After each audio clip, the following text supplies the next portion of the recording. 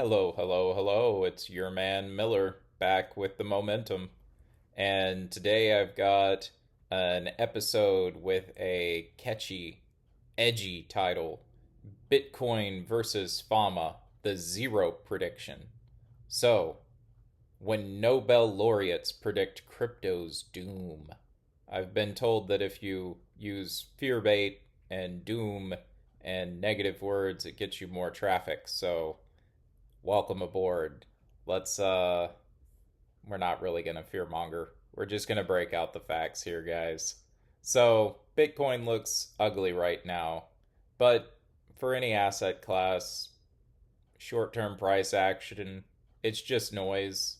I'm of the conviction that technical analysis is more like astrology for business professionals. I don't put a lot of stock in it. But when somebody like Eugene Fama says that an asset is going to go to zero, that's more signal than noise. And he's been saying it for quite a long time. And I think that he and Warren Buffett and Charlie Munger and a lot of other people, I think they've got a great point about Bitcoin and crypto in general. So, again, Eugene Fama, people call him Gene according to Wikipedia. He's not just some random YouTuber. He's the father of the efficient market hypothesis, which I have my own disagreements with, but, you know, that's kind of an inside debate in economics. But he is a Nobel laureate, and markets are sort of efficient most of the time, and he knows what he's talking about.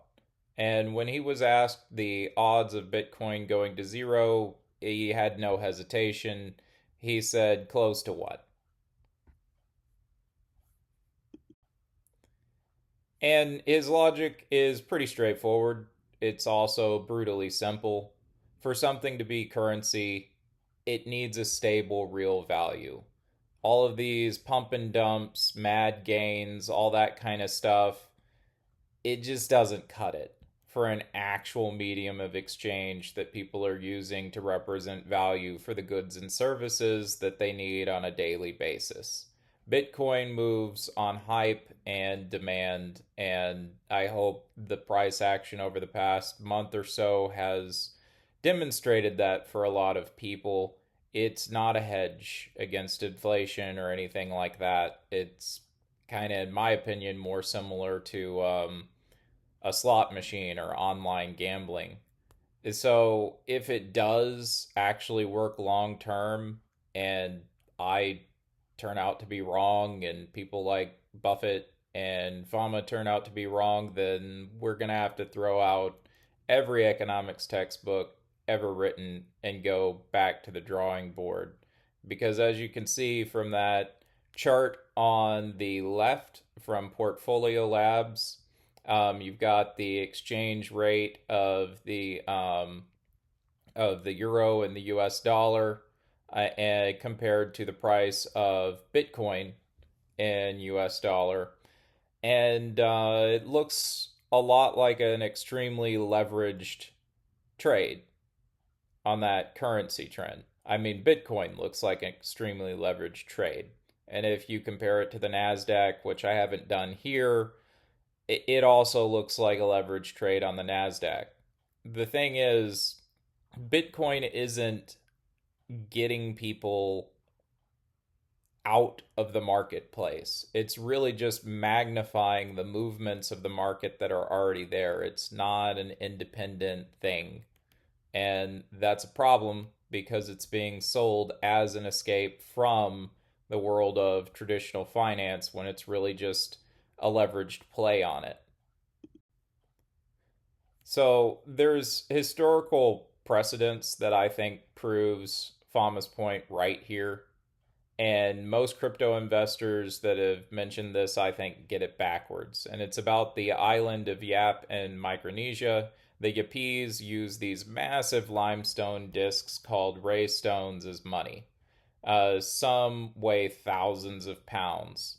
They are very hard to move, so the tribe just remembers who owns which stone.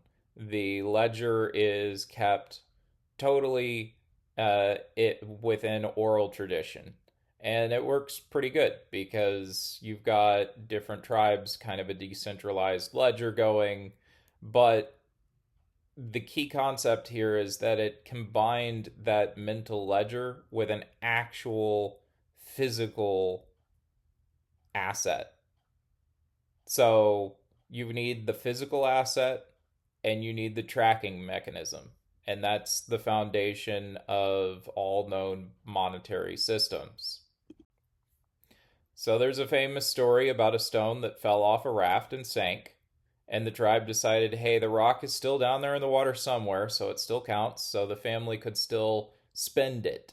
The value remained even though the asset was invisible. And a lot of crypto enthusiasts like that story because they say, look, money is just a ledger, Bitcoin is the digital ray stone. But I think that they are really missing the point here because the stone had real tangible value from the quarrying and transport process. It still exists. It doesn't really matter where it's stored as long as it is stored somewhere secure, and uh, underwater is pretty darn secure. So again, the ledger wasn't the money. The rock was the money. The stones had value because they were real, tangible assets. They had to be quarried and hauled across the ocean on bamboo rafts. They were physically scarce. The ledger was just a convenience so they didn't have to break their backs moving the stone every time there was a transaction between different families. And Bitcoin just doesn't satisfy this. I know that a lot of people say it's great because it's portable, you can transfer it across boundaries and borders, but really you can do that with a tokenization layer on any real asset. You can do that with gold. People exchange gold all the time in the US through ETFs with BlackRock, and the gold, in fact, is in a vault in London. But it doesn't matter as long as the gold is somewhere and it's secure. It just really doesn't matter. You've just got that store of value that can be recovered and checked upon and verified in the event that it's needed. So with Bitcoin, though, you've got nothing except the ledger, no real asset. And worse, you have a committee of developers who are constantly arguing about how to develop the chain and what to change within Bitcoin's transaction protocols. Right now, there's a big civil war going on about whether Bitcoin should allow file transfers of rather large media files on its blockchain. And if that were to pass and there were to be problematic or illegal content that was exchanged, then that would be recorded in every single decentralized node and put the entire blockchain in jeopardy. And you've also got the possibility that photonic or quantum computing comes along in the next few years and renders a lot of the cryptographic tricks that Bitcoin uses right now useless. Uh, on the other hand, you can't hack gold, you can't hack a stone, and if you need to beef up the transaction system, then you can do that. You can change the way that you handle the ledger for recording the transactions and those real assets. And if the ledger goes haywire or wacky, then, you've got the real assets and you've got people and other means of proof of ownership, anti fragile means of proof of ownership, like physical paper, um, eyewitness testimony, that kind of stuff to back you up in a worst case scenario. With Bitcoin, you don't have any of that. So that's why I'm thinking that something like tokenized gold or tokenized real estate is more likely to be the actual future of money. Um, like the stones that the yuppies use, gold is scarce. It's a physical reality. It has intrinsic value, and like the tribe's ledger, tokenization could be used to let it people trade that gold instantly without shipping heavy bars around the world. I mean, the Yuppies didn't trade air; they traded ownership of something hard, something with which within their culture had intrinsic value. And Fama thinks that Bitcoin is going to zero because there's nothing behind it, and I really can't fault his logic. The future, I think, belongs to assets that are actually there, real gold, real equity, moving at the speed of the internet. And, again, that's nothing against blockchain technology. I think that it's very promising as a ledger, but not so much as an asset. And that's why I really don't invest in crypto. So, what do you think? Is Fama right, or is he too old school to get it? Am I out of touch too?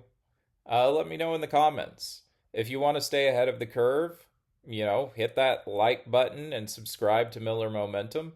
And I'll see you in the next video. Thank you all for watching.